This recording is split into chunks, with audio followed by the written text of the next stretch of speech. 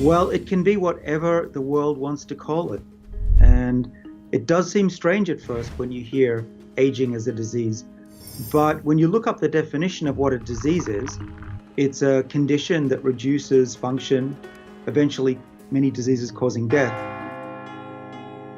And that's exactly what aging does. It turns out the difference between disease and aging is simply that a disease happens to less than half the population and aging happens to more than half of the population. And that's an arbitrary cutoff. And I argue in my book that because we don't regard aging as a disease, we've neglected it, at least for the last 200 years. And that's led to a lot of problems in our healthcare system and in our lives, where we're spending more and more time in a state where not all of our body is kept young for longer, our brains in particular. And I think with this new approach, if we were to define aging, at least as a medical condition, it would change the way we research and develop drugs for most age-related diseases. Human beings and members of other species, especially animals, age and die. But there is no biological law that says we must age. For example, some mammals live over 200 years. Some simple animals are potentially biologically immortal. Animals in the genus Hydra have a regenerative ability by which they avoid dying of old age. But what if humans too had an ability to live longer and healthier? The notion of radical life extension no longer belongs to the realm of science fiction. David Sinclair is a professor of genetics at Harvard Medical School, a co-director of the Paul F. Glenn Center for the Biology of Aging. He believes that the pace of aging can be slowed and even reversed by a variety of approaches. Sinclair says that aging is caused by epigenetic changes, abnormalities that occur when the body's cells process extra or missing pieces of DNA. This results in the loss of information that keeps our cells healthy. This information also tells the cells which genes to read. In his book Lifespan: Why We Age and Why We Don't Have to, Sinclair describes the results of his research, theories and scientific philosophy, as well as the potential consequences of the significant progress in genetic technologies.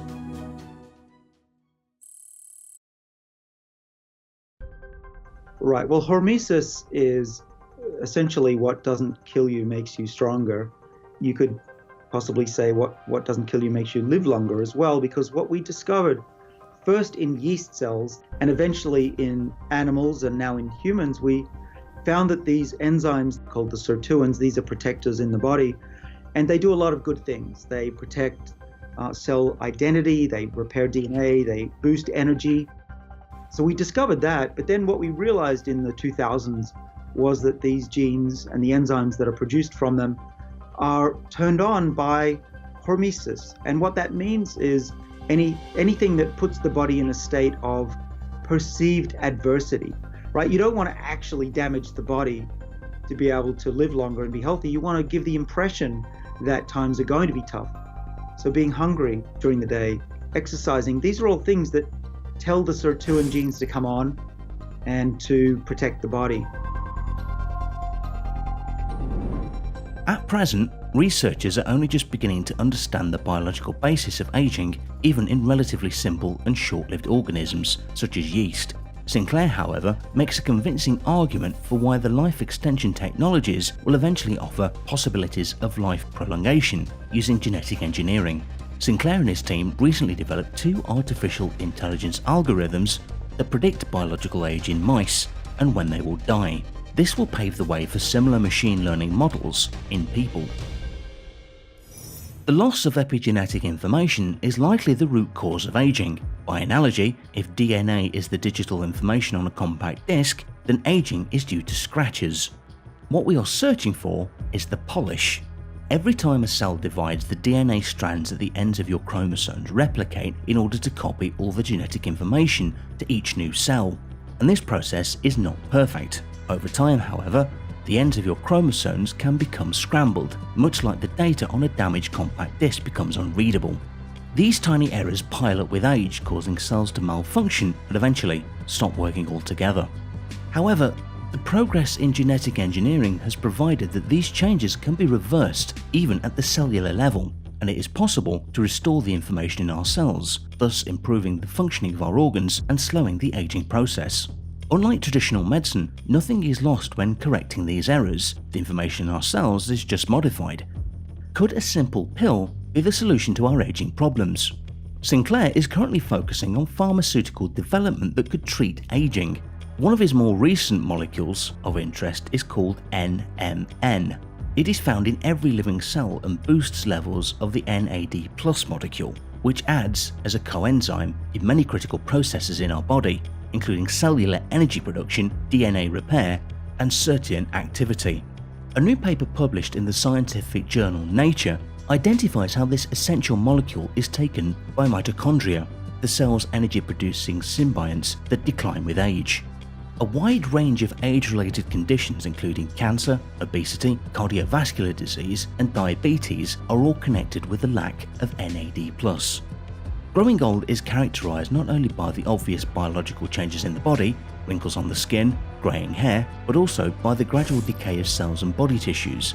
This is a result of DNA damage that gradually accumulates in cells and results in increasing number of cells with minimum functionality. Another way to slow down aging is through healthy diets and fasting. Sinclair practices calorie restriction, eats a mostly vegetarian diet, and tries to avoid sugar and carbs. He also exercises in the gym on the weekends and then sits in a hot sauna before plunging himself into an ice-cold pool, because according to him, temperature extremes also kick our cell's survival instinct into action. Sinclair tracks his biomarkers regularly and takes vitamin D, vitamin K2 and aspirin. However, he points out that he is not a medical doctor and is not recommending anyone do what he does. So we now know when you exercise and when you are hungry, your NAD levels go up. And it turns out that as you get older, your NAD levels go down. It's just a correlation, but what we've shown from numerous animal studies, rodent studies, an increasing number of studies in people is that what's going on is the NAD is turning on the body's defenses against aging through a group of enzymes that we worked on and have essentially spent 25 years figuring out. They require NAD as well. So the hormesis mediators, the enzymes that we think provide the health benefits of diet and exercise, are responsible for the longevity that you get when you lead a healthy lifestyle. Now, it's interesting to pause on this because we used to think that just running would make your blood flow better, and being hungry, you lost weight and that's why you lived longer. But actually what I believe, and more people also believe, is that NAD and these other things that raise NAD are working because they're actively turning on the body's defenses against aging. And it's not a passive effect, it's not a coincidence. It's really just telling your body times are going to be tough, fight against this onslaught. Ray Kurzweil is also taking many supplements to extend his life. He predicted that the singularity is coming in 2045, and he plans on living long enough to see it. Kurzweil actually believes that his healthy diet can help him live longer. Sinclair, on the other hand, is not so sure about immortality. According to him, human beings are never going to become immortal unless we somehow upload our brains to the computer, which is a very hard thing to do, considering the brain is the most complex thing in the universe.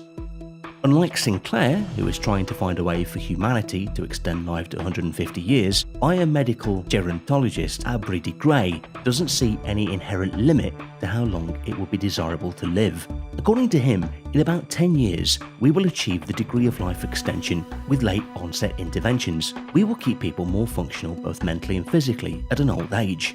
Once technology is available, nearly everyone is going to want it. Of course, there's going to be a minority of people who think it's better to live more naturally in some way or other. We have parallels like that in society today, like the Amish for example. Elon Musk on the Joe Rogan Experience podcast said he would rather eat tasty food and live a shorter life. What do you think? Let us know in the comments.